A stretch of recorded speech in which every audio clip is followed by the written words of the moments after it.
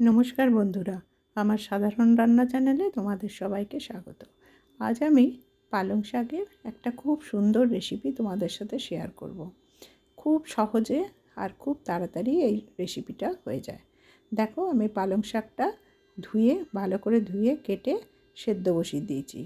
এর মধ্যে দিয়েছি সামান্য লবণ আর কতকগুলো কাঁচা লঙ্কা, 2-3টে কাঁচা লঙ্কা একটু কুচিয়ে এর মধ্যে দিয়ে দিয়েছি। এই কাঁচা লঙ্কাটা তোমরা নিজেরা যে যতটা ঝাল খাও সেই আন্দাজে দিও। এবারে দেখো, পালং শাকের জল মোটামুটি শুকিয়ে এসছে। আমি গ্যাসের আঁচ কমিয়ে এবারে পালং শাকটাকে একটা সাইডে একটু কাত করে রাখলাম, তাতে পালং শাকের ভেতরের যে জলটা সেটাও বেরিয়ে এলো। তারপর সেটাকে ভালো করে নাড়িয়ে চাড়িয়ে একদম জলটা শুকনো করে পালং শাকটা একটু ভাজা ভাজা করে নিলাম। খুব একটা ভাজা ভাজা করতে হবে না, একটু সামান্য নরমই থাকে। এবার ওটাকে আমি একটা বাটিতে ঢেলে নিলাম। সেই বাটির মধ্যে দিয়ে দিলাম সামান্য সর্ষের তেল। এই তোমার সামান্য বলতে 2 টেবিল চামচের মতো সর্ষের তেল।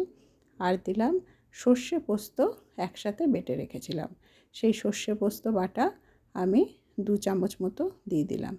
এবার এটাকে খুব ভালো করে একটা চামচ দিয়ে মাখিয়ে নেব। খুব ভালো করে সব কিছু একসাথে মিশিয়ে নিলে খুবই ভালো টেস্ট হয়। এরপর দেখো, ওপর থেকে কাঁচা পেঁয়াজ ছড়িয়ে দেবো। কাঁচা পেঁয়াজটা আগের থেকে কুচিয়ে রেখেছিলাম। কাঁচা পেঁয়াজটা আমি এর উপরে দিয়ে সব কিছু আরেকবার ভালো করে চামচ দিয়ে মাখিয়ে নেব। গরম ভাতের সাথে খেতে খুব ভালো লাগে। দেখো, তোমরা একবার খেয়ে আমার মনে হয় তোমাদের সকলের এটা খুব ভালো লাগবে।